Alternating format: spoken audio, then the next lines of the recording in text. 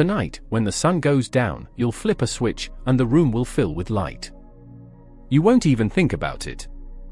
But for almost all of human history, that switch didn't exist. When the sun set, the world didn't just get dark, it disappeared. No glow, no shadows, just pure black. So dark, you couldn't even see your own hand. Modern humans almost never experience this. But for over 300,000 years, every one of your ancestors lived half their life in that darkness. No bulbs, no streetlights, not even candles for most of that time. Just the night sky, the stars, and whatever fire they could keep alive. So what did they do with all those hours? The answer changes how we understand sleep, storytelling, and even the human mind. It starts with fire. The earliest strong evidence of controlled fire comes from Wonderwork Cave in South Africa, nearly 1 million years ago. But fire wasn't just about warmth, it reshaped human life. Before fire, our ancestors lived like other primates. When night came, you stopped moving. You climbed a tree or found shelter and stayed still. Because in the dark, moving meant danger. Humans can't see well at night, but predators can.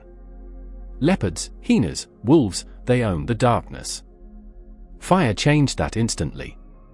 A small campfire creates a circle of safety, about 30 feet wide. Inside it, predators stay away. Step outside, and the risk becomes real. Even today, studies show people who leave the fire at night are far more likely to be attacked. But here's the part most people miss: fire didn't just protect humans. It gave them time. Before fire, the day ended at sunset.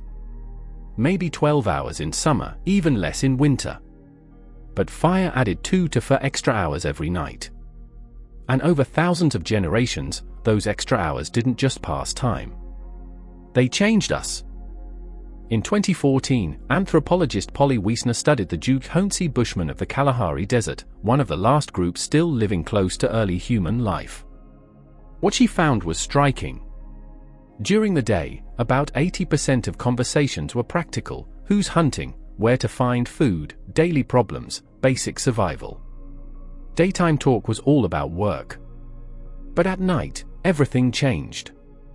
Around the fire, over 80% of conversations became stories.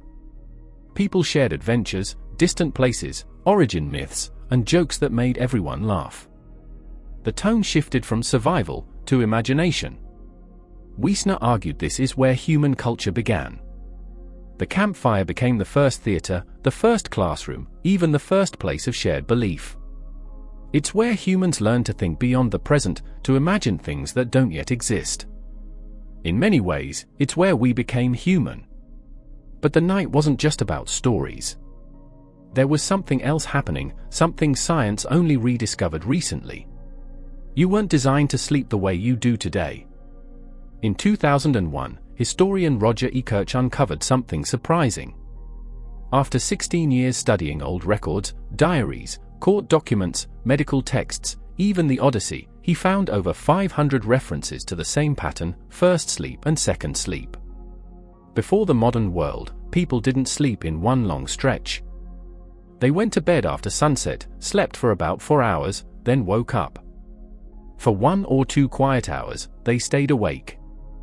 Then they returned to sleep for another 4 hours until morning. This wasn't unusual.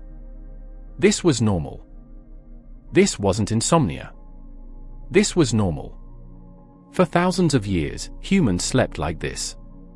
Waking up in the middle of the night wasn't a problem, it was part of the rhythm. And people didn't waste that time. They used it. Some stayed in bed and thought quietly. Others reflected on their dreams while they were still fresh. Some wrote, prayed, or even visited neighbors. A 16th century French doctor suggested this was the best time for couples, believing the mind and body were more relaxed. Another guide from the 1500s called this period the Watch, describing it as the perfect time to study and reflect, when the world was silent and the mind was clear. For years, historians saw these patterns but misunderstood them. The idea felt so unfamiliar that they assumed it meant something else.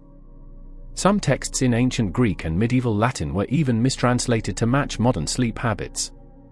The belief that humans always slept in one continuous block went unquestioned. Then science confirmed it. In 1992, psychiatrist Thomas Ware at the National Institute of Mental Health ran a simple experiment. He removed all artificial light from a group of volunteers. For 1 month, they lived with about 14 hours of darkness every night, similar to how humans once lived. Within weeks, every person naturally shifted into the same pattern: for hours of sleep, 1 to 3 hours awake, then for more hours of sleep. No one told them to do it. Their bodies simply followed an old rhythm, like something buried deep inside had switched back on. And during that quiet, wakeful time, something unusual happened. They weren't fully alert, but they weren't asleep either.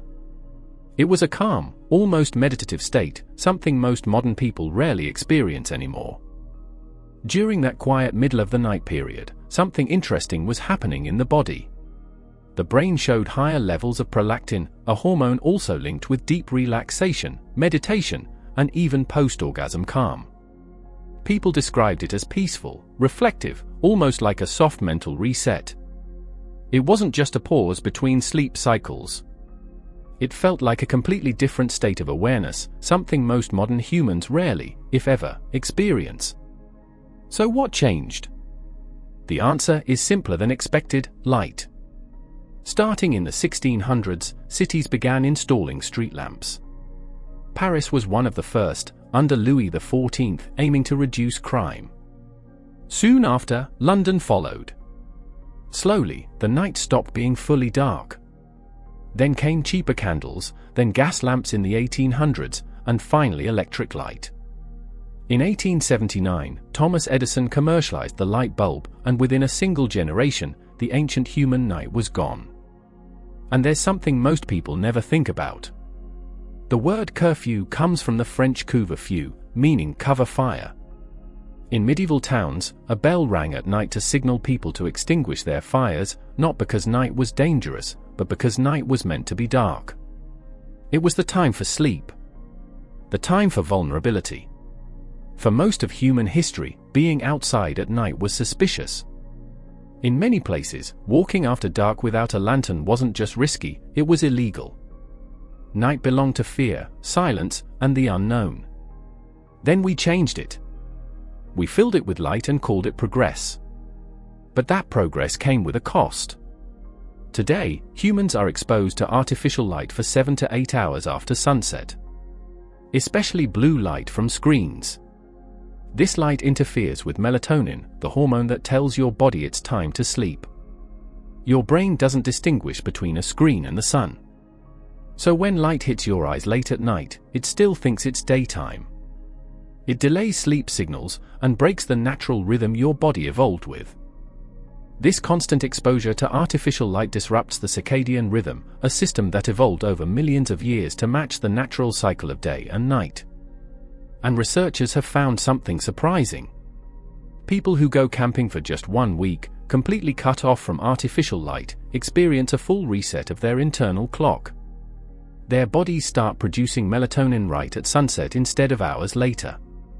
In other words, just a few days in natural darkness is enough to bring back a rhythm that modern life buried. Because we didn't just change when we sleep. We may have erased an entire phase of human consciousness.